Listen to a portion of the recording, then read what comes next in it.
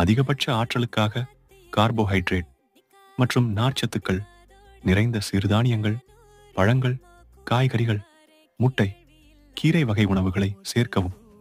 Coffee அல்லது தேநீரை மிதமாக எடுத்துக்கொள்ளவும். ஆனால் அதை அதிகப்படுத்த வேண்டாம். தினமும் 7 முதல் 8 மணி நேரம் தூங்குங்கள்.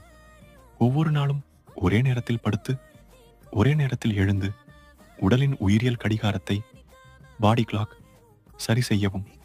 தினமும் குறைந்தது 30 நிமிடங்கள் நடைப்பயிற்சி, யோகா, பிராணாயாமா அல்லது ஜிம்மில் உடற்பயிற்சியில் ஈடுபடுங்கள்.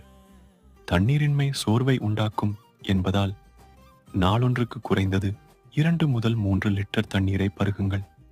தினசரி தியானம் அல்லது மனதை அமைதிப்படுத்தும் மைண்ட்ஃபுல்னஸ் மெடிடேஷன் பயிற்சிகளை செய்யவும். மின்சாரம் மற்றும் தொழில்நுட்ப சாதனங்களை